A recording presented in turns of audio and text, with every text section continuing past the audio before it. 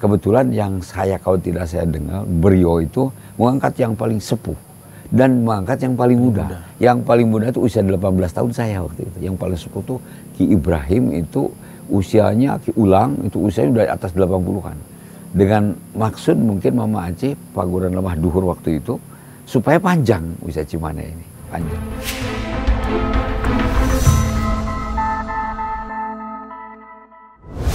Assalamualaikum warahmatullahi wabarakatuh. Salam sejahtera bagi kita semua. Sampurasun. Sampai. Alhamdulillah saya bisa silaturahim lagi dengan Ki Jatnika Nanggami Harja yang beberapa kali pernah saya interview juga nih. Tapi kali ini di tempatnya Ki Jatnika di Muara Beres, Cibinong. Jadi tidak jauh dari kantor pemerintah Kabupaten Bogor. Di tepi Sungai Ciliwung ada satu enclave, satu kantong budaya. Banyak sekali rumah bambu di sini. Ada berbagai tipe dan saya sudah mulai ke sini sejak 10 tahun yang lalu sebenarnya. Ya, tempat ini asri, banyak sekali kegiatan atau event festival pencak silat di sini dan alhamdulillah bisa silaturahim lagi Ki Jatnika. Ki Jatnika ini adalah seorang tokoh budayawan Sunda, dikenal sebagai aktivis lingkungan yang berbasis bambu, pernah mendapat Kalpataru. Kemudian beliau juga mengembangkan dan mengubah senam hijaiyah Indonesia, jurus-jurusnya itu dari huruf-huruf hijaiyah dan pernah juga kita rekam di YouTube channel Fadlizon Official berdasarkan dari pencak silat Cimande. Beliau juga seorang pesilat, seorang pendekar. Ya ini yang nanti akan kita eksplorasi lebih jauh. Beberapa waktu lalu juga pernah kita eksplorasi nanti tentang bambu, ya karena saya mengenal Ki Jatnika pertama justru dari urusan bambu. Dan membuat rumah-rumah bambu yang sangat cantik, yang sangat indah dari berbagai tipe rumah tradisional Sunda. Yang mungkin sebagian besar sekarang sudah banyak orang yang tidak mengenalnya lagi. Betul. Ada taguk anjing, badak keai, tajuk, dan lain-lain. Jumlahnya banyak. Nah, saya ingin Ki Jatnika pada kesempatan ini, kita pernah berbincang beberapa hal yang lain, tapi ingin menggali, mendalami lebih lanjut tentang pencak silat Cimande. Ki Jatnika bisa menceritakan awal mula belajar silat Cimande dulu. Aki ini kan kelahiran tahun 1956 ya. Jadi dari usia berapa mulai Ki belajar silat Cimande? Nah, ini pertanyaan yang bagus ya. Di zaman itu memang suasana dan kondisinya masih kita dapatkan tahun 50-an bahwa pencak itu menjadi sesuatu budaya pokok di masyarakat luar itu. Sehingga kegiatan itu pasti berhubungan larinya kepada budaya. Apa budaya kepada urusan kerajinan anyam-anyaman, apa budaya kepada wayang golek, di antaranya saat itu juga budaya pencak, hampir menyeluruh. Tren, kalau di tahun-tahun 70-an tren lagu dangdut, di waktu itu trennya adalah belajar pencak gitu. Belajar pencak, ya. Saya kebetulan awal diajarkan, mungkin baru bisa berdiri di usia 5 tahunan begitu, diajarkan oleh orang tua kita sendiri. Kebetulan salah satu tokoh daripada tokoh Cianjuran dan tokoh Cimande juga. Ayah saya dulu mesantrennya di Cicurug, di Mama Hasan Basri, Cicurug. Mama Hasan Basri itu di tahun-tahun itu sebagian besar santrinya dari Cimande, Tarikolot. Oh, gitu. Dari Tarikolot. Ya. Banyak jadi kenalan-kenalan bapak yang sama-sama belajar di Cicurug gitu kan. Ya. Jadi ada percampuran. Sekarang Cicurug tuh masuk Sukabumi ya Ki? Sukabumi, betul. Ya. Tapi dekat sekali dengan Bogor. Nah, jadi dari Cimande itu masantrennya ke Mama Hasan Basri, Cicurug sebagian besar. Jadi banyak tokoh-tokoh Cimande yang sejaman dengan ayah saya, udah belajar mulai dari belum sekolah lah, usia 5 tahun. Nah, berikut usia kelas 1 SD, saya khusus oleh ayah saya khusus mulai maguron mengenai ilmu Cimande. Jadi yang saya ingat dulu guru itu Ki Ayim, Mbah Ayim. Ki Ayim itu kalau di Cimande salah satu bapak angkatnya Wahudomi.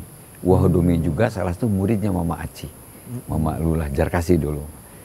Bapak angkatnya Wahudomi. Jadi hari-hari Wahudomi ada di Cibadak saat itu. Ngajarkan mengenai ilmu Cimande. Nah, Ki Ayim itu ada salah satu juga murid dari Cimande. Dan keahliannya patah tulang dan patah, ahli patah untuk kuda. Kalau yang patah dialah bagiannya. Ahli patah kuda, ngeroskam kuda, ahlinya untuk Ki Ayim itu. Dan berbareng itu guru yang pertama Cimande. Tapi dikecer oleh Ki Jilong. Jadi dulu yang bagian ngajar berbeda dengan orang yang ngecer, pereh. Ki Jilong. Jadi Ki Nanti Jilong. kita tanya lebih jauh soal pereh ini. Pereh itu dari Ki Jilong. Nah, Ki Ayim itu paling tekun, paling jalan luar biasa. Yang mengajarkan tentang pakem, tentang adat istiadat, tentang kaidah-kaidah Cimande, khususnya tentang akhlaknya orang Cimande. Beliau mengajarkan dan beliau praktisi akhlaknya. Jadi saya ingat begini aja. Ki Ayim itu tidak pernah mengatakan tidak pernah mengatakan tidak boleh, tidak pernah mengatakan tidak bagus, selalu bagus. Itu kehebatannya beliau. Jadi saya paling kecil belajar. Waktu itu satu pagurub itu bertiga saya. Satu, saya paling kecil, ada di atas saya itu Kang Idang. Di atasnya lagi beliau udah kelas 6 SD, saya baru kelas 1, itu Kang Ukar, masih ada Kang Ukar, Kang Idang udah nggak tahu lah. Nah jadi kalau mau belajar pupuhan, mau dipupuh itu pakai tebu dulu, saya tebunya direbus dulu sama guru saya supaya sama pecahnya sama gitu kan. Ternyata direbus dulu misalnya. Nah, tapi mungkin bakat seninya dan tidak pernah mengatakan tidak bagus, selalu bagus. Waduh itu bagus sekali. Nah, itu yang membangkitkan sampai saya pernah tidak mau pulang. Mungkin zaman dulu Badung pulang ke kampung perbatasan Pelabuhan Ratu itu di Gunung Masigit. Tapi setelah dibilang ada guru saya namanya Ki Ayim, pulang saya. Jadi itu artinya kedekatan saya dengan guru yang pertama itu Ki Ayim. Itu masih SD ya Ki? Masih SD kelas 1 sampai kelas 3 belajar. Nah kelas 5 tuh alhamdulillah kelas 5 sudah belajar dari beberapa orang, dari Ki Jilong, dari Abah Hasan, dari Kang Oleh, Kang Ujang Suyudana, ada beberapa orang guru-guru di wilayah Cibadak, bahkan yang dari zaman di Bah itu sudah diajarkan juga oleh Wadomi, Kang Domi kalau dulu. Diajarkan saya dari kecil tuh. Sehingga kelas 5 SD, dulu mah di wilayah Sukabumi itu ada konkur. Konkur pencak Cimande Eagle. Nah, saya sudah menjadi juara konkur kelas 5 SD. Gitu. Jadi itulah pertama awal belajar, nah tapi udah mulai berdatangan dari Cimande itu ada Mama Enong, ya Mama Haji Lukman waktu itu, Mama Haji Lukman, Mama Enong sering ngajar, Bah Atta sering ngajar ke wilayah sana, Ki Ombe sering ngajar, nah itu saya terus berguru. Jadi Cibadak itu terakhir Kang Ujang Nahroy Putama Ki Ahmad, lantas Ki Adung. Nah Ki Adung ini kebetulan sangat dikenal di wilayah Cimande, sangat dikenal Ki Adung ini. Nah Ki Adung ini yang membawa saya kepada Mama Haji Lukman, karena Mama Haji Lukman bolak-balik kayak Cibadak itu mengajarkan. Adik saya di antaranya, Deden Subagja itu dikecernya oleh Mama Haji Lukman. Nah, jadi kalau mau ke wilayah Jampang, kuliah Banten, ke wilayah Banten Selatan, mampir dulu di rumah. Mama Enong tuh, Mama Haji Lukman. Nah, itu di zamannya Mama Enong termasuk tokoh puser lah, tokoh panutan dan tokoh puser dari Cimande. Setelah itu saya hampir ada 8 tahun digembleng di Mama Enong bolak-balik. Antara Cibadak dan Cimande, baru saya diserahkan ke Mama Acih, Mama Haji Jarkasi. Itu di tahun 74-an. 74, tahun 70 udah di Mama Acih, 74 jadi diberikan surat wasiat oleh surat tugas oleh Mama Acih. Surat perintah. Surat perintah, itu tahun 74. Kebetulan yang kalau tidak saya dengar, beliau itu mengangkat yang paling sepuh dan mengangkat yang paling muda. Yang paling muda itu usia 18 tahun saya waktu itu. Yang paling sepuh itu Ki Ibrahim, itu usianya Ki Ulang, itu usianya udah atas 80-an. Dengan maksud mungkin Mama Aceh Paguran Lemah Duhur waktu itu supaya panjang usia Cimande ini, panjang. Jadi nomor 30. Sedangkan yang diturunkan hanya 30 orang.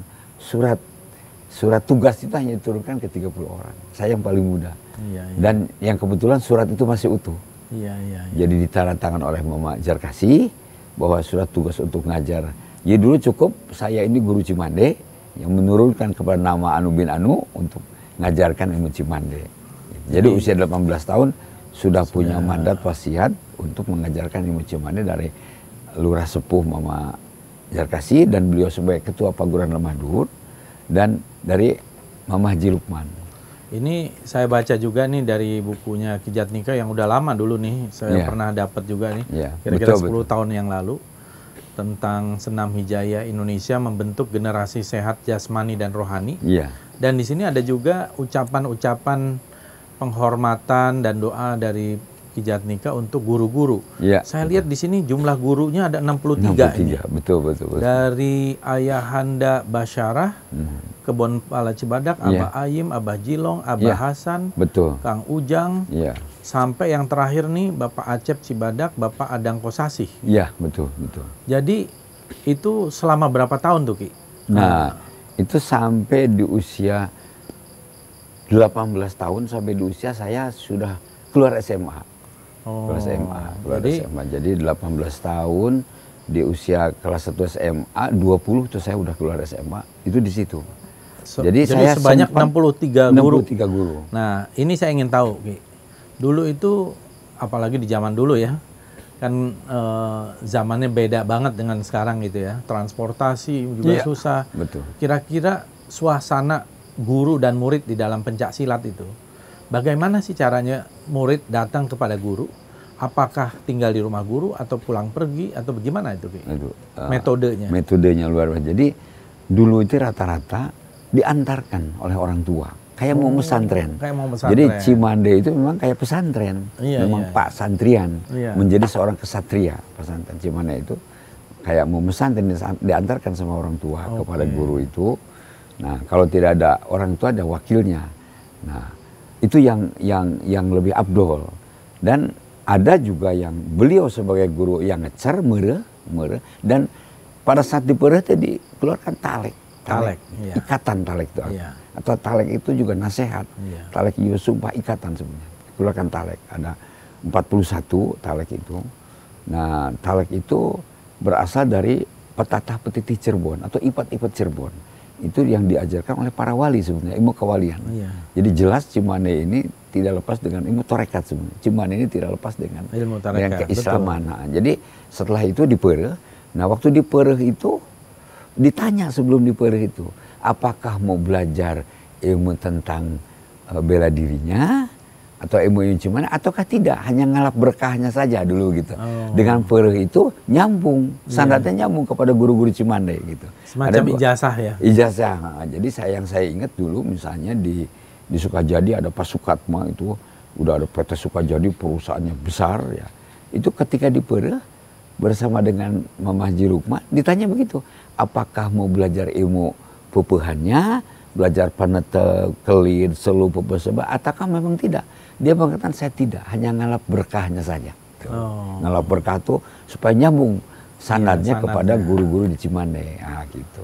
Jadi ada dua. Nah, ada yang memang mau belajar. Nah, kan itu pertama kan memang sebelum belajar Cimande itu dipereh dulu ya, dan talek ya. Iya, talek. Jadi pereh itu mungkin bisa lebih detail, Ki, apa itu yang dilakukan ketika dipereh? Ya, betul. Jadi pereh itu filosofinya sebenarnya pereh itu adalah tetes mata. Iya. Itu pakai daun sirih. Daun sirih. Nah, dipereh supaya perih. Nah, kalau sudah perih punya perah. Pereh supaya perih. Perih itu apa? Pedih. Iya. Itu filosofinya begitu. Dipereh supaya pedih. Nah, kalau sudah pedih punya perah. Perah itu punya isi, punya kekuatan, punya punya khasiat barangkali, atau keberkahan. Supaya perih dipereh. Itu pakai daun sirih. Daun sirih. Biasanya daun sirih yang dia punya urat nyambung, khusus tuh. Nanti ada tanah sakepro. Tanah sakepro itu memang sudah diolah di Cimande itu. Ada beberapa versi ada mengatakan tanah itu berasal dari selama dari makam Eyang Khair yang di mana di Gujari itu keluar tanah. Jadi pas dari bujanya keluar tanah. Itu masih diizinkan. Ada juga yang mengambil dari Cikamalayan, dari Eyang Kartasinga. Nah, perehnya itu, airnya itu. Diperehkan dengan airnya sambil dibacakan talek. Sebelum mulai dipereh itu memang dibacakan talek. Jadi ada yang luar biasa dulu yang diajarkan oleh orang tua. Ada istilah begini. Waktu itu masih sangat terbuka, masih banyak orang-orang yang luar biasa, yang mumpuni. Baik kekuatan secara kesehatannya, kekuatan secara doanya. Yang patah tulang itu, patah hari itu sehat. Iya. Luka hari itu, kayak saya kebacok di sini, hari itu juga liput. masih banyak yang begitu dan keluar biasa sepuh-sepuh dulu di Cimande ya.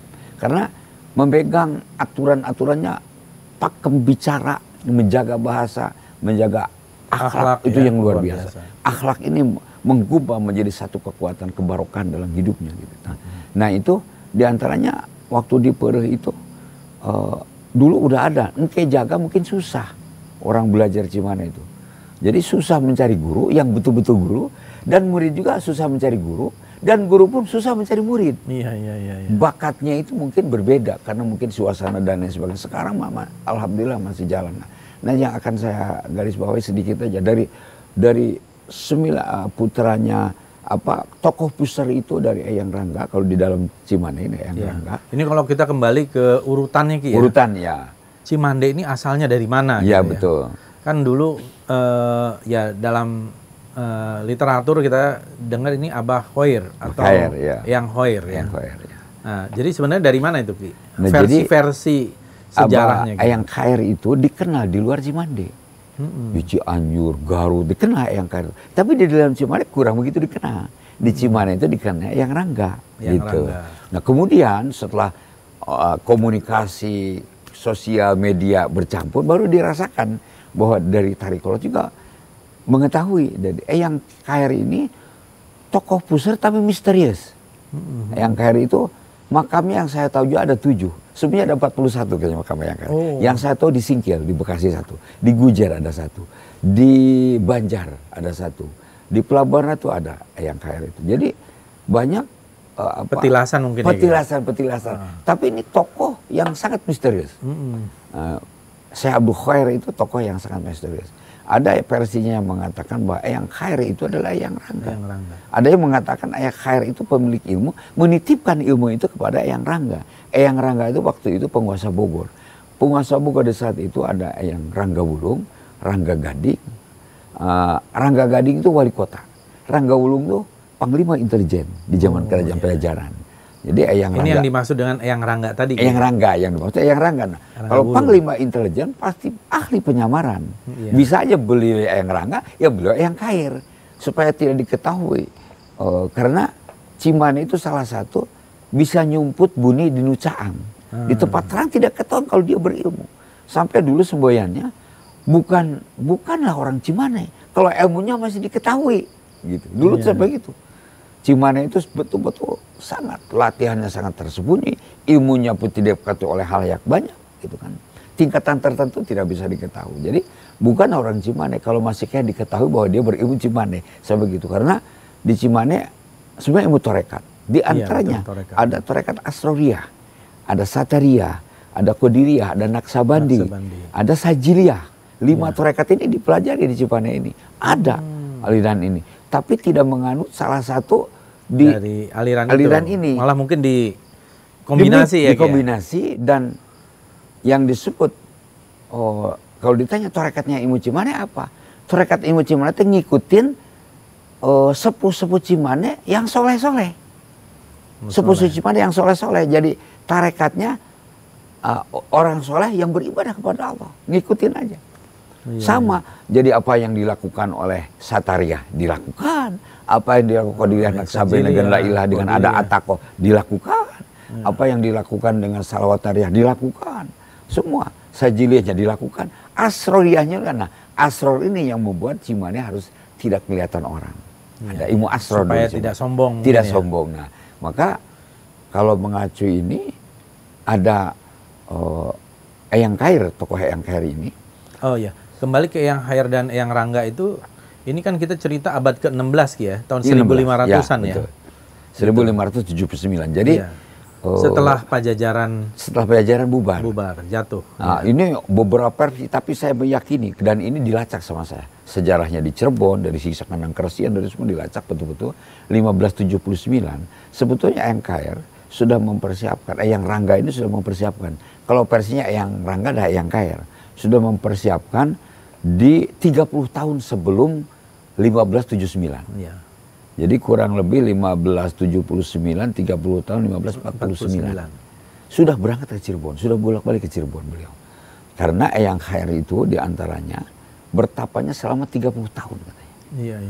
Sebelum Jadi Cimande ini berasal fisiknya memang dari kerajaan Pajajaran yang digembleng di Lewisi Patahunan dulunya, Panglima Artem Pajajaran. Tapi spiritualnya sudah diolah menjadi spiritual Islam. Maka spiritual Pajajaran dibawa ke Cirebon spiritual dengan budaya Bogor. Dibalikin lagi ke Bogor. Asal dari Bogor balik ke Bogor. Tapi digembleng spiritualnya di Cirebon. Maka kata-kata Mande di zaman kerajaan Pajajaran sudah ada. Di Cirebon ada Mande Jajar, ada Mande Sembilang, ada Mande Semartinando. Mande Jajar itu hadiah dari Eyang Prabu Siliwangi Sri Baduga Maharaja kepada dua tokoh di Cirebon, putranya. Yaitu Cakrabuana Parnatagama dan Nyimas Rara Santang. Hadiah, 2 bangunan. Jadi 2 bangunan. Nah terus ada satu bangunan lagi, Semartinando itu dihadiahkan kepada khusus Cakrabuana untuk berkholwat. Nah, ada lagi satu, Mande Sembilang itu dihadiahkan itu kepada Wali Cirebon. Mande Sembilang. Jadi kata-kata Mande yang sebelum kerajaan Pajajaran sudah ada. Maka tidak salah kalau saya katakan kata-kata Mande zaman dulu sudah ada. Cecenet Mande Kiara, Solokan Mande Sagara. Mande itu nama bentuk bangunan. Ada pengertian Mande itu nama menempa. Mande itu pandai besi ditempa. Sehingga saya bisa meyakini kenapa Cimande itu menjadi induk. Karena akhir di Melayu ini di dalam bahasa Indonesia disebutnya ahli silat itu disebut pandekar. Asal kata sifatnya dari Mande. Mande kata sifat, pandai kata kerja. Maka orang yang sudah ditempa menjadi pandekar. Nah, tapi yang ditempanya oleh 5 perkara. Minta panca 5 perkara. Kalau tidak 5 perkara bukan penca. 5 perkara apa? Dipandai, ditempa fisiknya, ditempa akalnya, pikirnya, ditempa rasanya, ditempa hatinya, dan ditempa rohaninya. Harus 5. Maka panca, jadi pandekar itu harus ditempa 5. Tidak fisik aja, tapi kecerdasannya ditempa. 3 kecerdasan aja, tapi perasaannya ditempa. Perasaan yang keluar, perasaan ke dalam. Tapi bukan perasaan, batinnya pun, hatinya pun ditempa supaya petunjuk arah hidup. Tapi bukan itu, ruhaninya pendekatan kepada ketuhanannya ditempa. Jadi penca ini kalau hanya beradu fisik bukan penca. Karena itu berikan fisik aja. Nah sekarang hampir konotasinya namanya penca menjadi beradu fisik saja. Bahkan di Cimande itu di zaman saya ya ada moto sejago-jago orang Cimande adalah orang yang tidak pernah berbenturan fisik. Selamat dunia dan akhirat. Acuannya ke situ. Orang yang tidak pernah berbenturan, jadi belajar ilmu Cimande supaya tidak berbenturan fisik. Bahkan kata Mama Aci, kalau orang berbenturan fisik itu masih belum termasuk matang di dalam ilmu Cimandenya. Yang udah matang tidak pernah berbenturan, karena dia punya akal, bahkan punya perasaan, bisa membolak-balik rasa, bahkan dia punya hati petunjuk arah, bahkan dia ruhaninya sudah terpelihara. Jadi tidak berbenturan fisik. Kalau berbenturan fisik kata beliau ibarat buah udah bau busuk ada belatung. Kalau berbenturan akal buah ya bau tapi busuk aja tidak ada belatung. Kalau berbenturan rasa itu buah hanya bau aja tapi tidak busuk. Tapi kalau tidak berbenturan rasa maka buah itu wangi dan pelem.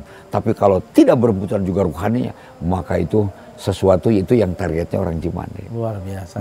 Jadi ini bukan hanya fisik, bukan hanya gerakan-gerakan pencak silat, tapi pembinaan kepada mental rohani, akhlak dia terutama. Dan apalagi kalau dikaitkan dengan tarekat tadi, ini kan berarti benar-benar menyatu itu. Menyatu, betul.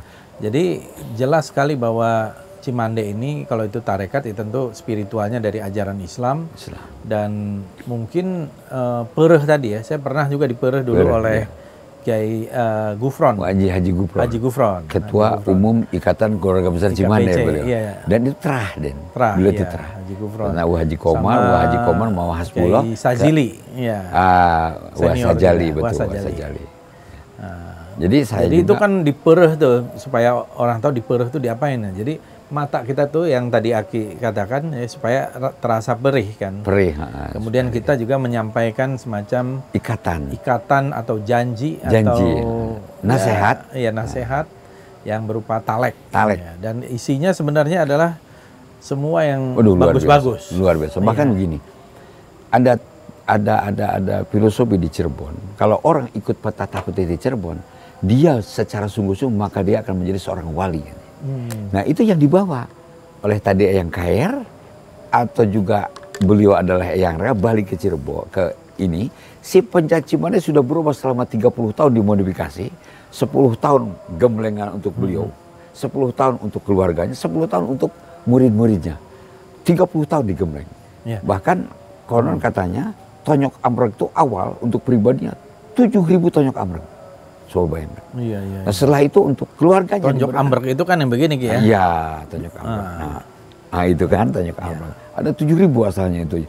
Berubah, disampaikan kepada keturunan itu hanya 700. Disampaikan kepada Wedalan hanya 70. Disampaikan kepada Muhyiddin hanya 7 saja. Nah 7 aja sekarang hampir udah pudar. Nah, jadi kalau di Uagowe hanya begini. Nah, tonyok amreknya hanya begini. Tapi kalau ada yang begini, ada yang normal aja begini, ada yang kesini. Nah, jadi itu ada 7 gerak. Dan tadinya ada 7.000 variasi. 7.000 variasi, bayangkan. Kenapa harus tonjok amrek Ki? Dimulainya itu, filosofinya. Saya hanya ingin sedikit aja membahas talek itu tadi. Oh iya, talek. Selewat aja talek. Ikatannya, karena kalau talek ini diikutin, tidak akan ada siapa yang mau mencelakai dia. Apa aja tuh Ki taleknya tuh? Yang pertama, yang satu talek itu iman kepada Allah oleh tekad, ucap dan perbuatan berdasarkan syariat Islam. Ada kata-kata berdasarkan syariat Islam. Iman kepada Allah oleh tekad, ucap dan perbuatan berdasarkan syariat Islam. Yang kedua, hormat, tuhu, patuh kepada guru, ratu, wong atwokaro. Nah ini memang sudah masih zaman bahasa dulu. Wong Atwokaro juga dikenal di wilayah Jawa. Makanya bahasa para wali. Aslinya bahasa Cirebon. Saya ada dalam bahasa Cirebon 41. Disingkat menjadi 7. Hampir mengingat. Yang ketiga, tidak boleh ujub, ria, takabur, sum'ah. Sudah di pelajaran terekat. Yang keempat, tidak boleh linyok, bohong, jinah, ranjet, mipita, ambit, tengah itu harus diterjemahkan. Yang kelima, tidak boleh maling, madon, mateni, madat, mangani, makan barang haram. Nah, yang keenam, tidak boleh iri, dengki, jahil, kaniaya. Menganiaya tidak diperbolehkan. Jadi kalau sekarang bela diri ini arahnya kepada MMA, menjatuhkan lawan, diberikan hadiah, tidak diperbolehkan di Cimande. Karena tidak boleh. Bully ya, bullying. Irung bengkung, belang bayah, iri, dengki, jahil, kaniaya. Nah, dari yang tadi ujub dia takabur, anaknya 27. Termasuk iri, dengki, hasad, hasad. Nah, yang ketujuh, tidak boleh ngalajur nafsu, ngumar amarah. Tunggul di barung, catang di rempak. Nuturkan pengajak setan. Nah ini yang dikuatkan. Maka begitu awal ditarek, kalau mau belajar, diajarkan tonyok amrek. Nah, jadi tidak boleh ngalajur nafsu, ngumar amarah. Tunggul di barung, catang di rempak. Tunggul di barung teh, ketentuan-ketentuan luhur. Disikat aja, nggak ada. Catang di rempak, ketentuan-ketentuan adat, dirungsak aja. Agama dirungsak, tidak ada kepedulian. Ngalajur nafsu, ngubar amarah. Nah ini yang dijaga oleh tonyok amrek. Maka tonyok amrek itu memiliki 3 filosofi. Pertama belajar, setelah dikecil belajar 1 tonyok amrek aja. Jadi yang pertama di sunat itu selalu ada singkatan. Comro, oncom di jero. Sukro, suuk di jero. Misro, amis di jero. Korsi, cokor di sisi. Gelas, mata gagal, mata kelasnya. Nah, amrek, am itu amarah, reg itu berhenti. Jadi yang pertama belajar Cimande, pengendalian amarah. Am teh amarah, reg teh berhenti. Nah yang kedua, amreg itu mengerahkan seluruh kekuatan. Arti yang kedua, arti yang pertama singkatan. Am teh amarah, reg teh berhenti. Reg eureun. Jadi mengatakan pengendalian. Amarah mengendalikan amarah dan hawa nafsu yang pertama. Yang kedua, amreg teh mengerahkan seluruh kekuatan. Jadi kekuatan fisik, kekuatan akal, kekuatan rasa, kekuatan batin dan rohani dikerahkan untuk mengendalikan hawa nafsu. Gawai di amrek segala dibawa. Amrek teh mengerahkan seluruh kekuatan dari mulai fisik, akal dijadikan satu hanya kepada rohani. Amrek. Nah, ada amrek itu adalah tarekat, tarik dan ikat. Jadi kalau amarah dan hawa nafsu ditarik dan diikat, maka derajat manusianya akan naik. Tapi amarah dan hawa nafsunya dilepaskan, maka derajat manusia turun. Maka itu tarik ikat. Tarik ikat. Maka itu juga ada yang mengartikan, ada yang mengatakan tarik kolot, tarian kolot, atau tarik kolot, narik kolot menjadi ilmu orang tua, kita harus kembali kepada ilmu orang tua, kepada torekatnya orang tua. Ada juga pengertian tarikolot, torekatnya tarikhnya sepuh-sepuh Cimande dulu. Tapi nama tarikolot banyak, bukan di sini aja. Tapi khusus yang di Cimande ini, karena kesininya ilmu menjadi netep nama kampung. Namanya kampung sebetulnya, di mana nama kampung Cimande? Karena tersohor oleh ilmu Cimande itu. Ada minyak Cimande, ada patah tulang urut Cimande, ada kampung Cimande. Kampung Cimande itu dulu, zaman dulunya katanya, itu batasannya ujung Jaya, ujung Berung, ujung Genteng, ujung Jaya, Sukabumi ya. Sukabumi, ujung Kulon. Ujung-ujung itu adalah wewengkon Cimande. Kesini mengecil, terakhir zaman saya hanya mungkin sekitar Sukabumi dan sekitarnya lah. Terakhirnya hanya sampai Cigombong, terakhirnya terbagi jadi 4 desa. Hanya jadi nama kampung Kecamatan Cimande. Caringin. Bahkan kecamatannya desa Cimande, Cimandenya hampir hilang. Tapi Cimande tersohor sebenarnya karena ajaran ilmu Cimande. Nama Cimande. Nah, jadi waduh, ini memang luar biasa. Luar biasa. Penjelasan Aki ini. Nah, tadi saya juga, yang saya menyampaikan, Tonyok Amrek itu belajar awal jurus harus Tonyok Amrek. Setelah Tonyok Amrek baru Tonyok pasangan. Tonyok Sabelah. Setelah Tonyok baru pasangan. Sabelah itu membedah diri. Tarekatnya begitu, membedah diri. Membedah diri. Sabelah tuh kalau sepatu sepasang. Ini sebelah-sebelah, dibedah diri kita. Mengganti semua perbuatan buruk menjadi perbuatan yang baik. Merubah perbuatan buruk menjadi perbuatan. Begitu belajar Cimande dirubah. Nah, Tonyok pasangan. Pasangan itu dari Pak tu alat sanga tu 9. Pasangan. Menjaga alat yang 9 dalam diri kita. 2 mata, 2 lubang hidung, 1 mulut. Jadi itu sudah 5. 2 telinga. Sudah 7. 1 lubang dubur, 1 lubang kemaluan. Menjaga yang itu. Maka akan selamat dari menyokok. Itu filosofinya luar biasa. Nah, awal hanya belajar begitu. Tonyok Amrek, Tonyok Sabelah, Tonyok pasangan. Sabelah pembedahan. Baru belajar kelit, selup, pepe sabelah, buang serong, tereng. Selanjutnya. 41 jurus. Nah, tapi totalnya berapa jurus sih? Kenapa? Semuanya disarankan nih oleh Sepuh Sipan ya, harus 41. 41 itu begini. Penggaliannya, filosofinya, strukturnya 41. 20 sifat 20, dibalik ke 20 kepada sifat manusia, yang satu yang tidak boleh sama adalah tauhid kepada Allah. Gitu. Jadi 41. Ada yang diajarkan 21, ada yang karena 27, ada 31. Sekarang diparasikan banyak. Tapi ada kaidah, di Cimande ada kaidah. Ini ilmu Cimande yang pakem asli dengan yang sudah dirubah, beda. Ada kaidah. Jadi akan ketahuan. Mudah gini. Kaidah bisanya salah satu, ini luar biasa Den. Kalau ujungnya I pasti ke samping, kelid pasti ke samping. Popus Sabelah pasti ke tengah, membedah. Jadi biar ujungnya A. Jadi agak dijelaskan dikit Ki, kelid itu apa? Kelid itu gerakan kelidnya jurus yang pertama di Cimande, kelid. Nah ini pun ada beberapa versi, ada yang tempel aja, gitu kan? Ada yang nempelnya begini, ada setengah dipukul, ada nempel begini, ada yang digowar begini, pendek. Itu Mama Haji Lukman mengajarkan begitu. Ini untuk tonyok deket. Jadi gerakan ke sana lebih jauh. Tapi kalau Mama Aceh melatihnya begini, memang terbuka gitu. Mama Enong dikait ke sini. Nah itu beberapa versi di dalam tempelnya. Kalau ini mungkin lebih dekat, lebih bisa dirasa. Jadi tempel, nah tapi ada kaidah begini misalnya.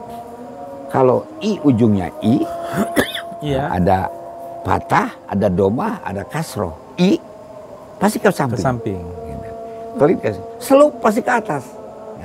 Kalau popus sabelah, patahan pasti di depan. Jadi tadi yang seluk bisa dicontohin itu bagus tadi Ki. Jadi apalagi ada variasi. Oh iya. Kalau seluk tuh gimana itu? Nah jadi tadi kan kelid itu pemanasan. Iya pemanasan. Pemanasan itu Tonyok Amrek, Tonyok Sabelah, pasangan. Persiapan pasangan itu, pasangan. Oke, itu pemanasan. Dan itu dilakukan masih harus duduk. Itu selama 7 bulan kalau dulu duduk. Duduk. Nah baru mulai yang disebut jurus yang sesungguhnya. Jurus yang sesungguhnya. Jurus pancer. Jurus pancer itu pertama kelin, selup, pupus sabelah, buang sarong, terang. Ini rata-rata sama. Yang 5 ini sama. Sama. Jadi varian-variannya tipis-tipis aja bedanya. Tipis-tipis sampai 10 hampir sama. Kesononya variannya, tapi ada kemiripan. Jadi kalau digabung tidak ada kesulitan sebetulnya. Untuk jurus pancer. Jadi Cimande itu ada 5 kaidah. Ada pancer, paneteng, pangeusi, pangrasa, parigal. Kalau pancer itu tadi yang gerakan-gerakan itu. Nah, jadi di dalam pancer yang 5 saja yang sama saya bilang kelid. Kelid itu filosofinya yang pertama dalam bahasa kiratannya kekel lidah. Hati-hati dalam berbicara. Karena berbicara akan diminta pertanggungjawaban baik di dunia maupun di akhirat. Kelid itu. Nah, ada pengertian kelid itu berkelid, menghindar dari segala serangan orang, baik serangan fisik, serangan akal, serangan hati, serangan batin. Jangan di posisi sasaran tembak orang. Hidup kita ini berkelid, hindari. Jadi tidak akan ada yang berani marah karena kita menghindar dari sasaran kemarahan orang. Kelid begini. Nah, artinya yang pertama ini tidak boleh di depan mata, tidak boleh taruh pinggir, tidak boleh taruh belakang. Dia filosofinya cicing pancek dina tangtungan alif, ulah ungut kalinuan, ulah gedang keanginan. Dia berdiri tegak pada prinsip alif. Tidak boleh taruh depan, kena, tidak boleh taruh belakang, kena ke orang, tapi kalau ditepak begini dia akan mantul. Jadi pada posisinya kelid itu. Memang sangat terkait dengan tarekat tadi ya. Dari mulai gerak, dari filosofinya, kelid itu begitu. Nah bahkan kalau sudah di posisi berdiri tegak pada prinsip alif, maka dia akan menjadi teladan, menjadi mandu. Nah itu Cimande memandu, menjadi pandu untuk dirinya, mampu memandu dirinya. Itu berdiri tegak pada prinsip alif, tidak ungut udah kena imannya, dan kekuatan iman itu yang akan menjadi doanya makbul, doa khasiatnya luar biasa, hidupnya berkah. Waktu dalam ilmu panatag yang diajarkan oleh Wah Haji Subki, turun temurun, panatag tuh begitu gerakannya, sampai ininya kuda-kudanya ngagebling, itu kan panatag. Kok mirip? Ada yang hanya sedikit tak balik, tak kalau di Cianjur kan begitu. Ada tak balik ke sini, ada tak balik ke sini gitu kan. Saya pikir ini apa? Mau mencari musik yang cocok apa? Dicoba dengan kecapi suling, dicoba dengan genang panca, ini lain, nggak bisa. Beda untuk pencak, maka ada igal. Kalau ini jurus-jurus dari dulu tuh tidak pernah diperlihatkan. Belajar juga tidak terlihat orang, tanya kamu itu begitu kan. Nah, ternyata Den sudah dicoba berbagai, dengan hitungan nggak bisa. Kalimat itu hanya bisa diiringi dengan kalimat La ilaha illallah. Punten ya. La ilaha illallah. Tarik. La ilaha illallah. Sampai 3 kali tarik. La ilaha illallah. Baru la ilaha illallah 5 kali. La ilaha illallah. La ilaha illallah. La ilaha illallah. La ilaha illallah. Pak katanya. Pak tuh perintah kerja. Pak baru cepat. La ilaha illallah. La ilaha illallah. La ilaha illallah. Kalau orang mampu melakukan 70 orang, 1000 seorang, 70.000, semuanya kebagian atakoh. Dan itu setelah dipelajari, Masya Allah, Den, mudah kembali orang. Setiap gerak itu tidak ada yang tidak ada maknanya ya. Betul. Semuanya itu ada maknanya. Ada maknanya. Betul. Ini yang saya kira memang perlu diketahui juga oleh publik ya. Mungkin kan karena dulu belum banyak juga berkembang tentang teknologi informasi, komunikasi. Saya kira kita bukan mau mengumbar, tapi ini adalah membagikan informasi, membagikan ilmu. Dan saya kira apalagi Cimande ini kan sudah ke mancanegara ya, banyak negara. Ki Jatnika juga sudah banyak keliling negara selain Cimande, bambu dan lain-lain gitu ya.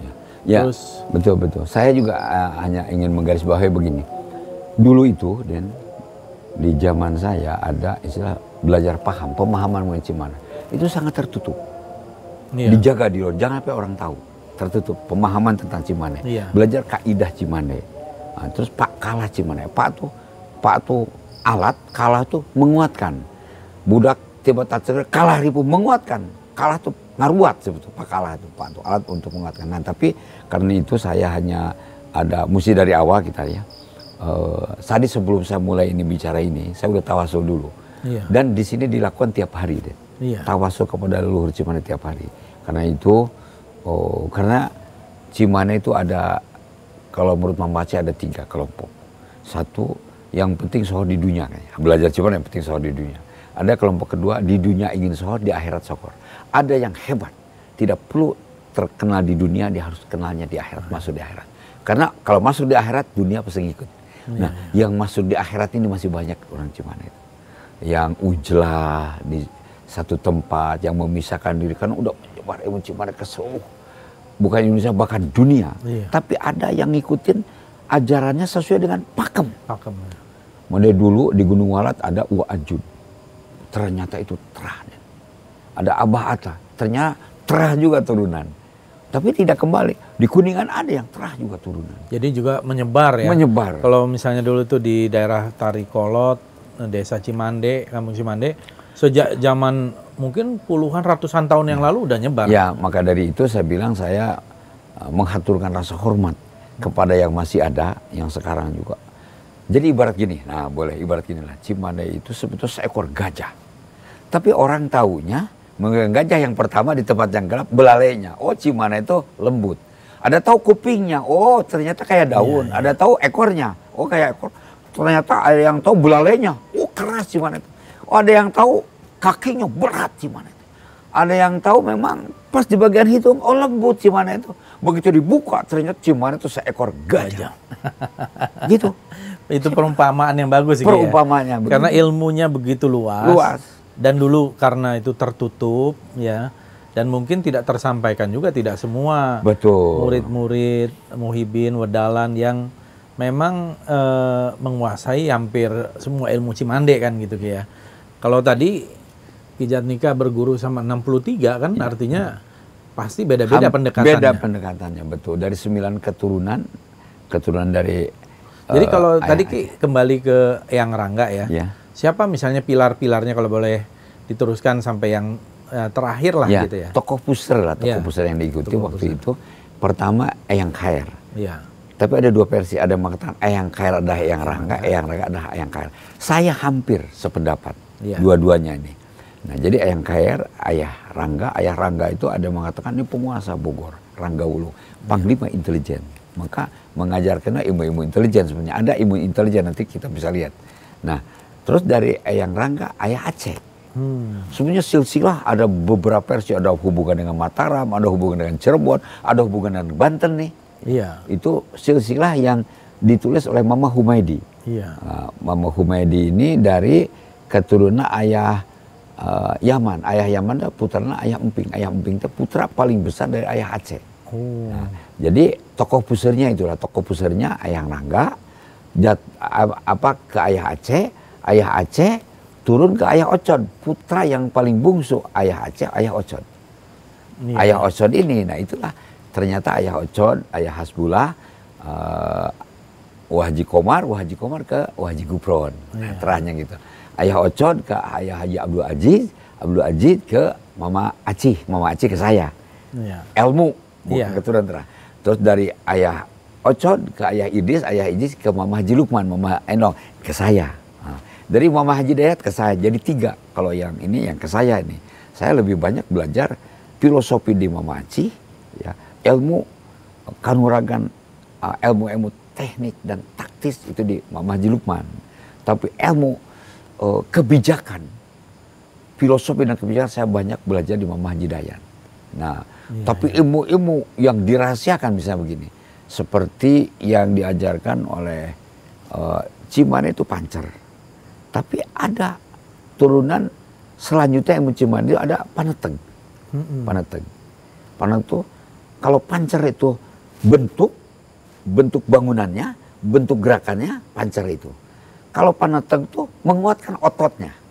Pancer itu tulangnya, Paneteg itu ototnya. Kalau Pangesi gabungan antara tulang dan otot. Kek Pangesi, dari sini kosong datang isi, sini kosong datang isi, itu Pangesi. Maka ini diambil ke Cianjuran, ulin gerak. Usik, nah Cimande. Tapi dari Cimande, mula-mula di Cimande itu pancernya Cimande. Tapi di Cimande dipelajari tentang ilmu paneteng, ilmu pangesi, ada ilmu pangrasa, aji rasa. Ada 9 tingkat aji rasa itu, 9 tingkat. Jadi ada gerak rasa, ada titis rasa, ada terus rasa, ada tepung rasa, ada pati rasa, ada nur rasa, nur sari, nur jati, durullah. Nah itu nyambung rasa itu kepada Allah, sampai nyambung rasa itu kepada Allah. Setelah itu baru belajar parigal, igal, kecekatan. Maka nyambung nih dengan Minang, penca silat. Sile itu dari kata-kata Minang, panca itu dari kata-kata Jawa Barat. Sumatera Barat ada Jawa Barat itu nyambung. Jadi sile itu kecekatan. Sile itu diambil dari Minang. Ketika Bung Karno belajar penca, Bung Hatta belajar sile, jadikan gabung tahun 48 penca silat. Dan ada persamaan di Kumango, sile itu adalah 2 yang digembleng, yang ditempa 2. 1 ditempa lahirnya, 2 ditempa batinnya. Ditempa lahirnya untuk menemukan sahabat sebanyak-banyaknya, saudara sebanyak-banyaknya, Kumango begitu. Ditempa batinnya untuk menemukan Tuhannya. Betul. Jadi sama. Kita pernah dulu ya Ki, 2015 kalau tidak salah, pernah mendatangkan sile tuo dari dan itu dibuat Minang. dekalasinya kita, persaudaraan. Kita bawa termasuk ke sini. Kita ke sana, ke Pendopo, terus ke Paseban waktu itu, terus juga ke rumahnya Pak Prabowo karena sebagai ketua umum IPSI, dan kemudian dari sini juga kita ke Sumatera Barat ya. Nah, ternyata ada kemiripan. Banyak kemiripan. Bahkan gini, ada pengiring, eyang pangiring. Kenapa ada eyang pangiring di makam Cimande? Ada 7 eyang pangiring. Karena itu hijrah eyang Rangga ke wilayah Cirebon, balik ke sini, diiring oleh 5. Di antaranya ada Mbah Datuk. Nah, Mbah Datuk itu adalah dari Sumatera. Eyang pangiring ada Mbah Datuk. Ada namanya Mbah Datuk. Eyang pangiring, Mbah Kintreng, itu Ki, jadi kalau kembali tadi kan menarik itu baru yang Aki jelaskan baru kelid ya. Kemudian apalagi tuh yang untuk menggambarkan aja nih secara filosofi. Secara filosofi. Misalnya itu baru kelid. Nah, kelid itu tadi ada 3 filosofinya, dan kelid itu setelah kelid. Setelah kelid itu selup. Selup itu bahasa Kiratna serlep. Ser itu gambaran amarah, lep itu gambaran kita mandi ke dalam air. Jadi begitu ada amarah harus dimasukkan ke dalam air. Kalau dalam filosofinya harus punya wudhu lah. Amarah di dalam gerakannya itu gimana tuh? Nah, selup tuh kalau kelid mah dari luar ke dalam, kalau selup mah dari dalam. Nah, bedanya dari sini. Selup. Nah, jadi selup tuh dari dalam. Nah, kalau kelid dari samping. Dari samping. Selup tuh ke atas. Karena ke atas dari luar. Dari dalam. Kalau ini dari samping. Titik lemah manusia itu hanya dari 3 jurusan. Dari samping, dari tengah, dari kiri, dari kanan. Kan gitu. Ini kelemahan orang, serangan orang, dan dari tengah. Ini sama, kiri, kanan, dari tengah. Maka jurus Cimande tidak terlepas dari itu sebetulnya. Hampir jurus. Nah, karena itu ini sayang. Kalau tidak sampai kepada generasi berikutnya, ini sayang. Saya pernah dahulu kala pernah diminta oleh Pancabela pada saat saya masih sudah di kota, di Bogor, di Glodok dulu. Karena pernah ngajar di Glodok, saya di Megaria pernah ngajar di Glodok. Diminta oleh saya bertanya, Pancabela ini arahnya kemana? Dia mengatakan akan digabung, ada sedikit Cimandenya, ada sedikit Kumpunya. Oh iya, kalau begitu saya bukan keberatan. Jangankan menambah kepada yang baru, yang lama aja belum selesai digali. Penggalian yang lama aja belum. Iya. Ya ini bayangkan deh, Aki bisa menemukan Tonyok Amreg. Musik yang paling cocok Tonyok Amreg itu hanya dengan kalimat la ilaha illallah. Makhraj hurufnya hanya dengan itu. La-nya berapa panjang, ha-nya berapa panjang. Nggak bisa dengan gendang pencak gitu. Harus diusap dihujamkan ke dalam nara. Tidak bisa. Nah terus nanti saya ingin membahas juga tadi tuh gendang pencak itu apa hubungannya dengan ini. Jadi kita mulai bahas dengan selup itu tadi. Selup. Jadi selup itu nukeran, kelakuan buruk diganti dengan kelakuan yang baik. Selup itu gambaran hijrah lah sampai nah itu memindahkan segala kelakuan buruk menjadi kelakuan yang baik. Selup. Jadi itu. Karena kan banyak sekali itu kan sampai Iya, 41. Dan itu gemblengan luar biasa kalau dengan filosofi dasar. Karena setelah itu pepeh sabelah. Pepeh sabelah. Pepeh sabelah. Nah, gerakannya ada pasti ada yang sebelah aja hanya begitu, ada yang sebelah pukul, sebelah dipukul gitu, sebelah ini ada dipukul pepeh sabelah ya. Jadi pepeh sabelah itu pengertiannya adalah menukar diri kita. Pengertian kedua, kalau kita memukul orang akan dirasakan sakit, jangan memukul gitu kan. Atau memecah kekuatan lawan, pepeh sabelah itu, memecah kekuatan lawan. Kalau ini kita punya 5 orang, dia 10 orang, pecah dua-dua. Pecah jadi 5-5, jadi berhadapan sama gitu. Bahkan kalau kita punya 5, dia 5, pecah mereka, kita berhadapannya lebih kecil gitu kan. Betul. Jadi kita ngepung satu orang, itu strategi tempur. Kalau kelid itu harus menghindar, jangan terlihat, membuat pertahanan di tempat terbuka. Gitu. Ya, itu baru 3 tuh Ki ya. 3, nah jadi selub itu, nah tapi selub tuh begini, itu luar biasa selub itu. Habis marah menjadi takut, habis takut menjadi berani. Jadi orang tuh ada ukuran di situ. Habis berani jadi takut, habis takut jadi berani. Jadi kalau kita menekan, jangan terlalu habis. Karena kan setelah ditekan habis, orang menjadi berani. Iya. Sebaliknya kalau kita berani, jangan terlalu lewat. Karena kalau beraninya lewat, maka orang akan berani ke kita. Kalau kita takut, jangan terlalu takut. Kalau terlalu takut, maka kita akan melawan kepada orang. Itu kaidah pepeh sabelah. Contoh gini. Kita anjing begitu dikejar, kita nggak melawan, tapi udah terpojok, anjing tuh gigit. Jangan sampai orang sudah terpojok kita habiskan. Tidak boleh dalam prinsip ini. Nah, bahkan kita dikejar anjing, biasa nggak bisa loncat 2 meter, saking takutnya loncat. Habis takut jadi berani. Ya kan, betul. Kita hari-hari ludahin orang-orang, dihina harian, nggak ngelawan. Tapi suatu tempo habis takutnya orang itu dilawan, habis. Contoh di kota ada namanya mat hitam. Dengan torik namanya orang Arab. Jago. Takut orang dengan mat hitam. Tapi karena sakit hati torik ini, sakit hati, tiap hari diajak berantem. Datang lagi. Udah babakku besok datang. Babak tiap hari diajak berantem. Akhirnya tuh mat hitam, gua mas sama lu gua ngaku kalah deh. Karena tiap hari disamperin. Terus saya begitu. Jadi kalau membuat orang takut, jangan sampai takutnya habis. Karena habis takutnya maka akan menjadi berani. Itu pepeh sabelah, ada ukuran. Iya. Semua harus dalam ukuran. Nah terus yang keempat itu serong. Buang serong. Disebut buang serong. Jadi serong itu kita punten gerakannya. Iya. Nah ini serong. Jadi serong, nah itu serong. Jadi kita tidak boleh dalam posisi sejajar. Serong. Kita mesti di sampingnya. Itu buang serong kita. Serong. Jadi gini, kalau ada orang marah, coba diletakkan dulu bukan kepada persoalannya, kepada yang lain dulu. Barangkali kemarahannya akan reda, gitu kan. Dan kita jangan di dalam posisi kemarahan orang, buang serong.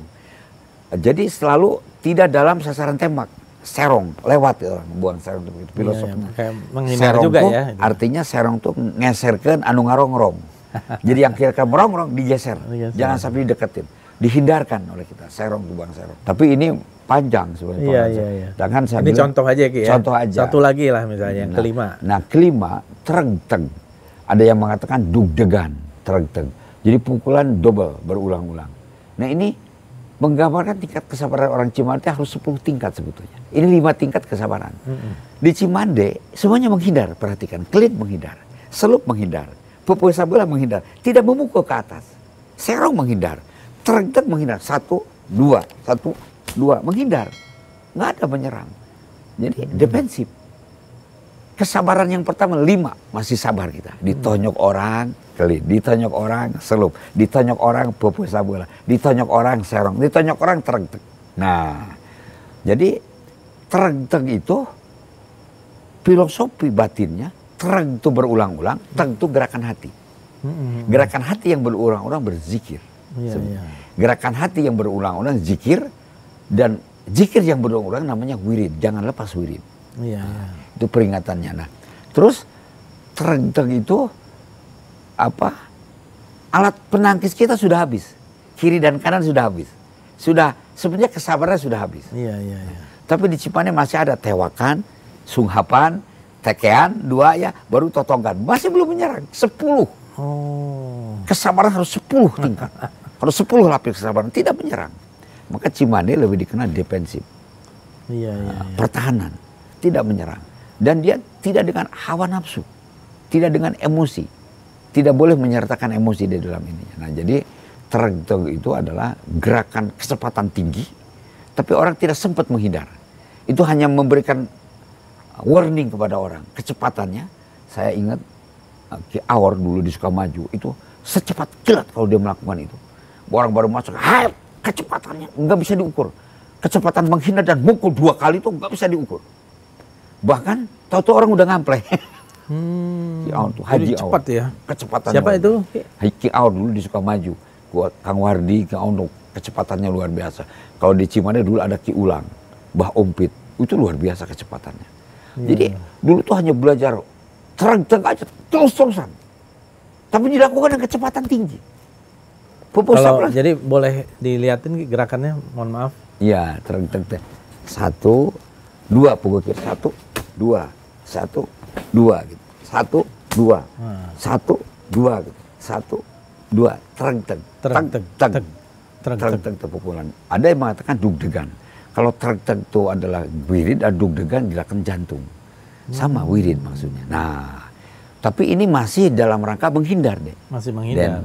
Nah, Trengteng hanya mengingat kepada Allah. Pada saat kita berhadapan dengan musuh itu betul-betul zikir kita dikuatkan. Sehingga, nah ini sehingga di zamannya Mama Acih itu, Mama Acih Jarkasih, yang saya ingat dari tahun 74 sampai beliau wafat, setahun sebelum beliau wafat, almarhum ini di Mekah, di Baki, di Mekah dimakamkan di sana. 1 tahun sebelum wafat sudah tidak mau turun ke Gendang Pencah. Burungnya sudah dilepas. Peliharaan domba ini sudah dikasih orang. Nggak mau pokoknya, nggak mau, berusaha. Nah, satu tempo saya pernah bertanya kepada beliau, kalau beliau turun ke Gendang itu ke Gendang Pencah. Jadi dulu ada 2 versi. Ada yang membolehkan dan belajar Igel, ada yang tidak membolehkan untuk turun ke Pencah, ke Gendang Pencah. So akan lupa diri dan menjadi kemang buruan. Kemang buruan tersohor oleh gendang dan terompet. Nah, tapi tidak tersohor di akhirat gitu. Jadi ada yang tidak memboleh, ada malah tidak belajar. Ada boleh belajar tapi tidak boleh turun ke gendang. Tapi ada boleh turun ke gendang, itu yang digugah oleh Mama Acih. Nah, tapi punya kelebihan, kalau Mama Acih itu turun begitu, Igel, Luk Paku, begitu dibuka begitu, orang tuh gegeran, terhipnotis. Gegeran tuh ikut. Tukang gendang ikut, tukang gong itu, saking begitu cantiknya beliau. Kalau turun ke gendang, yang nonton tuh jadi ikut gitu, saking menariknya beliau itu. Nah, setelah itu saya pernah bertanya kepada beliau, Mama, sebetulnya apa rahasianya? Kok orang sampai kekeran? Sebetulnya begini, itu gabungan daripada antara yang boleh, yang setengah boleh, ada yang tidak boleh. Jadi supaya diambil kesepakatan. Rahasianya 2, 3 dia. 1, kalau turun ke gendang, kita harus punya wudhu. Oke. Kedua, turun ke gendang, jangan berhenti dikir kita. Trengteng gitu. Dugdeg, dugdeg. Allah, Allah, Allah. Jangan berhenti dikir. Nah, ketiga, turun ke gendang, kita jangan ikut gong dan gendang. Biar gendang dan gong ikut kita. Iya. Tidak boleh, dia bilang. Jangan Contohnya, main di gendang. Misalnya ya jangan kita ikut kepada irama trompet dan gendang. Tapi trompet dan gendang yang ikutin kita. Iya. Sehingga kalau ngangkat kaki, ya, hitungannya 8, atau ini hitungan, beliau tidak. Ngitung zikir, 33 zikir atau 11 zikir. Ngitung-ngitungnya misalnya. Kan tepak cuma ting, dong, pak, dong, ting, prak, pak, pak, ting, blang, ting, blang, ting, ting, ke. Nah kan gitu, 8 ketukan. Beliau 16 ketukan. Karena dikirnya belum selesai. Gitu. Ting, dong, pak, dong, ting, prak, ting, blang, ting, masih terus, ting, dong, akhirnya tukang gong, kapan nih turun? Iya. Kaki juga begitu diangkat begitu sama. Jadi karena jangan kita yang ikut gong, biar gong tukang gendang ikut ke kita. Jadi 3 filosofinya. 1 harus punya wudhu, 2 jangan lepas dikir, jadi Allah, atau la ilaha illallah. Jadi menggabungkan antara yang boleh, yang setengah boleh, dan yang tidak boleh diperbolehkan. Gitu. Di zaman Mama Acih. Nah, jadi tidak terlepas dari ajaran. Jadi sesuai dengan tariknya bahwa tarik pertama iman ke Allah dumasarkan syarat Islam kutegal ucap jeung lampah. Dalam kehidupan kesehariannya harus digunakan. Nah, tapi ada yang hebat lagi Den. Jadi penerapan terhadap kehidupan keseharian. Itu yang hebat. Iya. Jadi kalau menghindar clean, terlihat dalam keseharian tidak pernah berbenturan dengan orang lain. Hebat ya pokoknya. Tidak pernah dari kata-katanya, dari rengkak polanya, dari akhlaknya, tidak pernah berbenturan. Cleannya digunakan dalam kehidupan sehari-hari. Harus sampai begitu. Iya. Selupnya amarahnya tidak begitu meluap-luap, teratur amarahnya, selalu terkendali. Kalaupun diplomasi marah, ya marah itu hanya untuk memberikan pelajaran kepada orang. Tapi benar-benar dalam kehidupan sehari-hari terlihat sekali. Iya. Mama Aceh terlihat dalam emosi kesehariannya. Bagaimana kesesama itu, Masya Allah. Luar biasa. Dah harusnya yang jadi lurah bukan saya. Ke tiap orang, Anda yang patut jadi lurah itu Anda. Ilmunya lebih tinggi, selalu begitu. Selalu berada di posisi. Saya bawa orang, Kang Bajuri dari Bandung mau belajar mengenai Cimande. Bawa ke Mama Aceh. Jangan ke Mama. Bawa ke sono tuh ke Mama Haji Miftah. Lah, saya datang ke Haji Miftah. Mama Haji Miftah tanya, ini dari mana? Dari Mama Aceh, mau belajar di Cimande. Kata Mama Aceh, suruh ke Mama Haji Miftah. Lah, Kang Aceh bagaimana? Dia yang lebih tinggi ilmunya, bukan saya. Kalau begitu jangan ke saya, ke Mama Haji Dayat. Mama Haji Dayat datang ke Mama Haji Dayat. Ma, ini mau belajar Cimande ini. Ujang Bajur bukan Bajuri tukang kecapi lain lagi. Gimana? Loh, dari mana aja? Dari Mama Aceh ke Mama Haji Miftah. Mama Haji Miftah, ini orang Kang. La ilaha illallah. Ari Kang Aceh, Kang Haji Miftah. Kan dia lebih tinggi ilmunya, bagaimana? Balik lagi ke Mama Aceh. Balik begitu balik ke Mama Aceh. Sebetulnya apa sih yang dimaksud Mama? Sebetulnya menggambarkan bukan kita lah yang paling pintar, yang paling bisa. Itu mengajarkan tawadu kepada orang lain. Ya. Iya, betul. Itu. Dioper-oper. Satu pasien bisa dioper-oper dulu, nggak mau. Nah, belajar pencak juga begitu susah banget. Nah, tapi keseharian terlihat Mama Haji Miftah ketabrak di Bojong Kokosan, jatuh. Itu saya ukurannya, badannya gede. Kalau orang itu ditonjok mental, tapi enggak, malah diusapan, malah menjadi saudara. Nah, ini filosofinya udah digunakan dalam kehidupan. Filosofi yang tadi, kehidupan itu adalah bermain Cimande, bermain pencak. Sehingga yang terakhir, yang paling tinggi-tingginya, kata-kata ci itu air, mande itu menempa. Ci itu air, kita selalu punya wudhu. Mande itu menempa, dikirnya tidak pernah lepas. Ci mande itu orang yang tidak lepas dikirnya. Baru mendapatkan bahasa kirata, cai iman anu hade. Ci mande itu, ci itu air. Ini menerangkan ini udah panjang nih. Ci itu air, mande itu bisa berarti bangunan, bisa berarti menempa, bisa berarti memandu, memberikan contoh, Cimande itu mandu, bisa mande itu tingkat kesempurnaan seseorang, mande itu. Bisa juga artinya mande itu melakukan dengan tekun, cecenet mande kiara, solokan mande sagara, mande itu mengisi kekosongan, jangan sampai ada tempat yang kosong. Ci itu filosofinya ada 27 filosofi. Air itu mendinginkan, air itu bisa dipakai cermin, air itu ganti tempat, ganti nama, air di sungai, air dari atas, air hujan, air dari gelas, ini air gelas, air pakai kopi, jadi kopi, air dari kelapa, air kelapa. Ganti tempat, ganti nama, menyesuaikan diri orang Cimande itu. Terus Cimande itu kalau dipanaskan, dia menghilang. Kalau dengan emosi, ilmunya akan hilang. Jadi jangan sekali ilmu Cimande itu digunakan oleh amarah dan emosi, akan hilang ilmunya. Oleh air kalau dipanaskan menguap. Tapi kalau didinginkan, dia akan menggumpal menjadi satu kekuatan. Baik orang lain jangan terima marah orang lain, maupun kita jangan marah kepada orang lain. Jadi itu tonyok ambreg awalnya gitu. Ci mande itu. Jadi mande itu menempa, membentuk tingkat kesempurnaan. Pandekar itu kata-kata dari ci mande. Maka mande kalau dalam bahasa Punten, induk di Minang itu induk. Mande itu ibu. Iya. Induk. Mande itu ibu. Mande itu ibu. Nah, jadi tapi kalau di Cimande sendiri kan biasanya ya kita orang awam taunya Ci itu juga identik dengan sungai. Ciliwung. Ya betul. Macam-macam lah. Semua tuh Ci itu ada sungainya kira-kira. Nama kampung. Kalau yang nama asli, yang tua Cibadak, Cigelong, Cikidang, Cisarua, Cibodas, kata pakai Ciawi. Iya.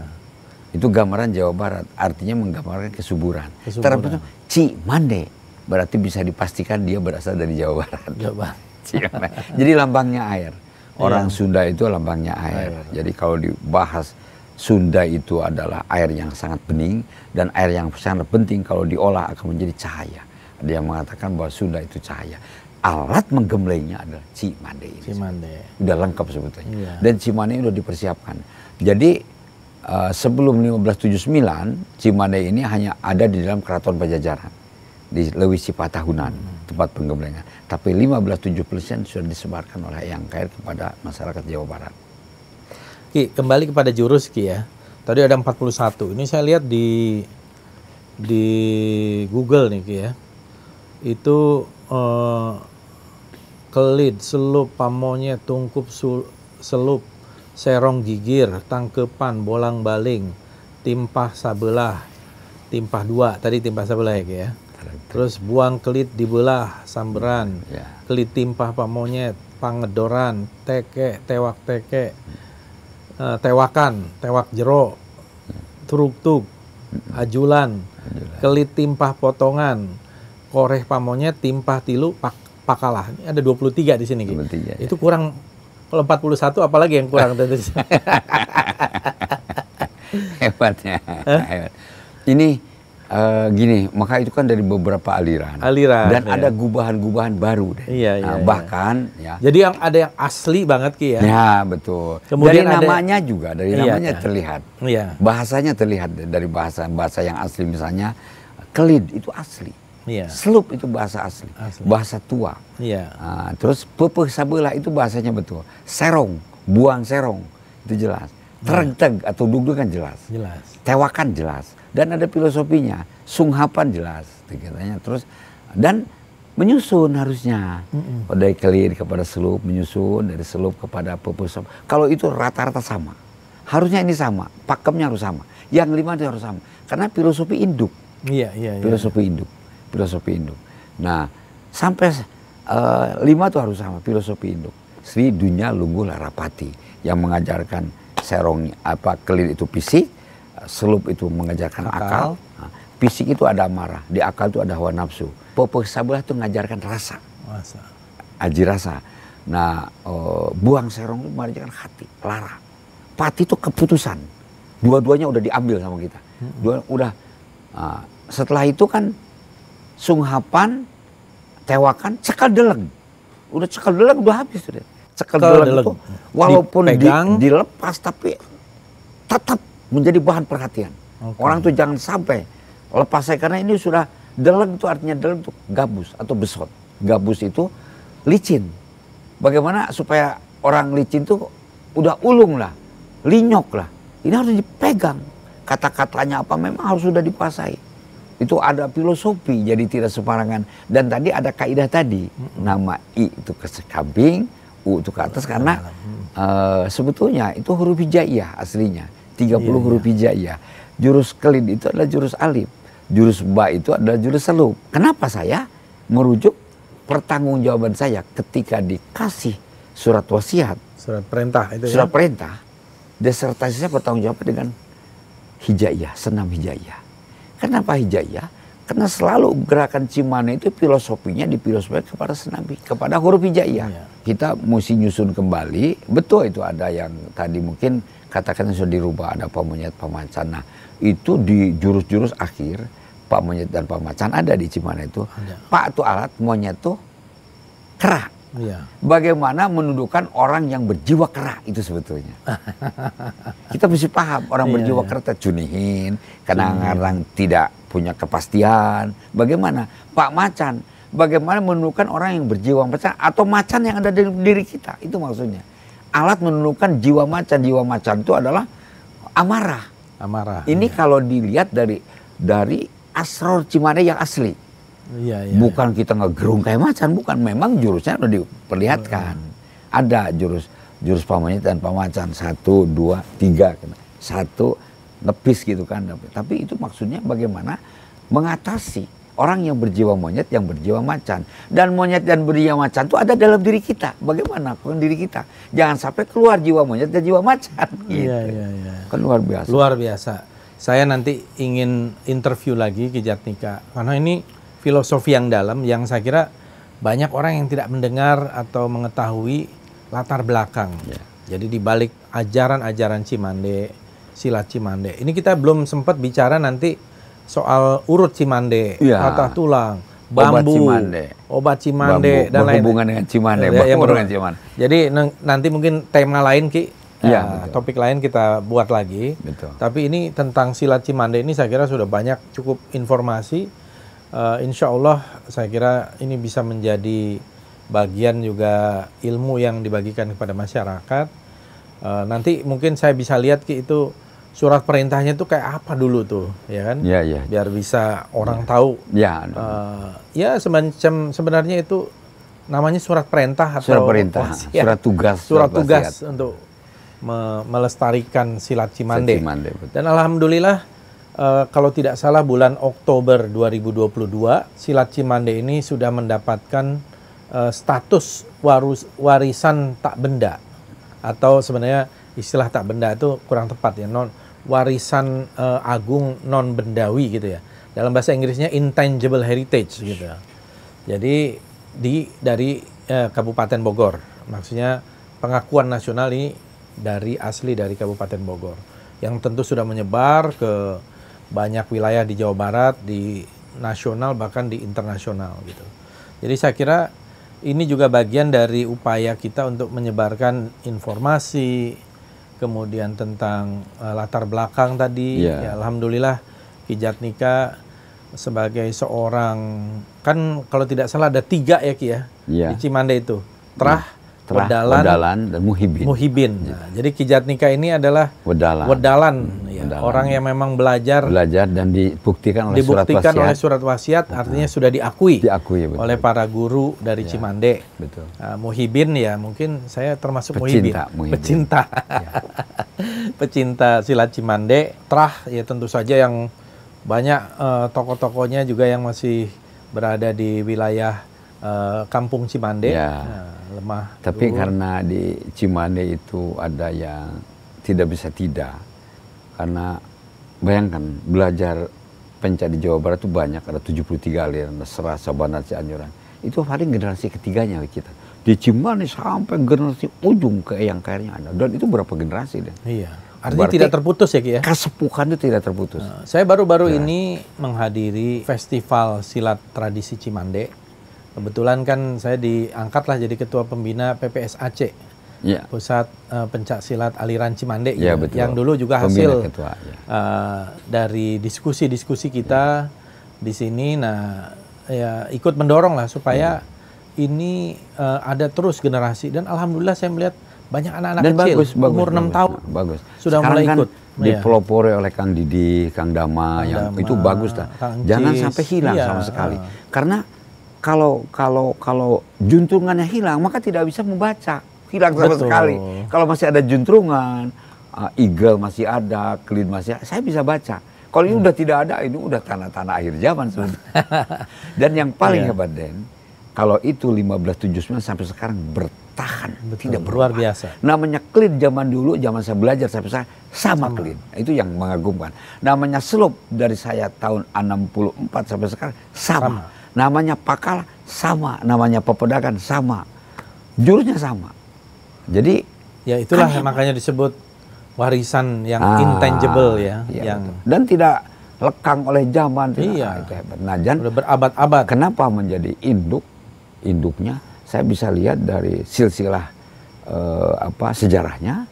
Saya bisa lihat jumlah kesepuhannya yang ada sekarang, begitu jelas silsilahnya. Saya bisa lihat dari teori gerak.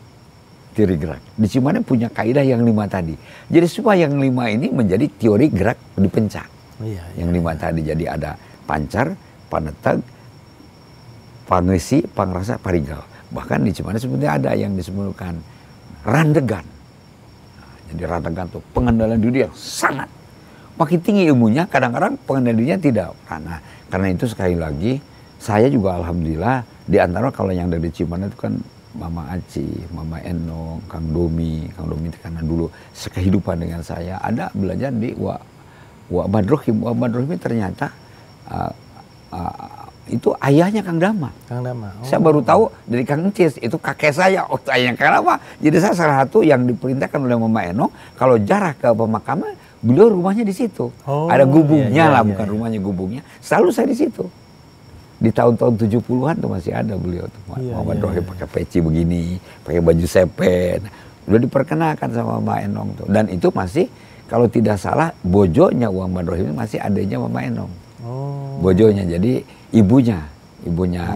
Jadi waktu ketemu Kang Dama mengatakan, itu uang saya juga bingung, apa benar?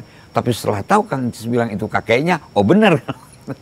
Saya lama dulu di Mama Enong, karena kedua Mama Enong hari-hari kalau mau ke arah Banten, ke Jampang, pasti transitnya di tempat saya, di Cibadak dulu. Ayah saya kebetulan salah seorang apalah ya di Cibadak, dituakan lah, di Kawadanaan tuh udah dituakan, di kepemerintahan Pamong Praja dituakan. Nah gitu, jadi, nah saya sendiri angkatan pertama 74 dapat wasiat dari Mama Enong dan Mama Aci, surat ini dari sejak itu saya menggubah lah senam hijaya, senam pasulukan. Nah ada ulin gantar itu talutung, diajarkan saya oleh Mama Aci ulin gantar, asli dari Cimande ulin gantar itu.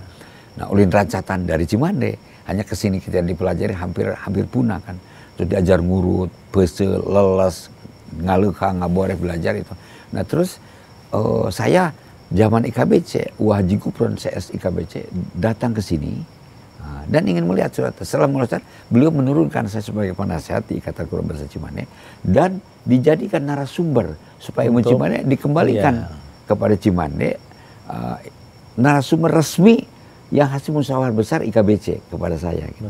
Setelah itu masih penasaran, cap jempol dari 9 kesepuhan. Waktu itu masih lengkap, ada Mama Humaydi, masih ada Uwa Tamami, Uwa Tamam, Abah Awang, masih ada Haji Usuf, Haji Supyan, ada 9 kesepuhan. Cap jempol ada di saya, cap jempolnya. Untuk menguatkan saya dimintakan menelusuri sejarah Cimande dan sebagai narasumber daripada sejarah Cimande yang saya tahu. Nah itu saya ke Cirebon, saya ke Banten, itu hampir selama 7 tahun saya muter untuk mendapatkan ini menjadi buku ini. Menjadi buku. Jadi mudah-mudahan ini buku ini bisa kita terbitkan satu saat ya Ki ya. Karena ada yang sifatnya asli dan yang jawakan yang luar biasa. Jadi ilmu Semu Gunting itu karya-karya sepuh-sepuh Cimande. Ilmu Braja Musti kayak kan Kuku Kedung, karya cuma keteguhan. Jadi itu gubahan sepuh-sepuh Cimande yang akrab, bukan yang jauh, akrab dengan ajaran Islam. Bahkan ini mungkin pancaran daripada orang yang mengolah spiritual Islam. Luar biasa. Bagaimana cara ilmunya ngapumbang, itu luar biasa. Ini harus dibukukan, jangan sampai punah. Terima kasih Ki Jatnika Nangami Harja di tempat yang juga sangat asri ini. Lain kali kita bicara tentang bambu secara khusus Ki. Betul. Karena itu sendiri saya kira bisa kita dalami. Nah, soal pencak silat Cimande ini juga saya kira ini sebuah awalan. Iya, betul. Ya, mudah-mudahan juga membuka mata, dan bagi mereka yang sekarang ini mendalami Cimande atau silat Cimande generasi baru di sana di berbagai tempat ya, bisa memahami filosofi yang tadi disampaikan oleh Ki Jatnika, juga sejarah dan latar belakang. Terima kasih banyak Ki. Assalamualaikum warahmatullahi wabarakatuh. Waalaikumsalam warahmatullahi wabarakatuh.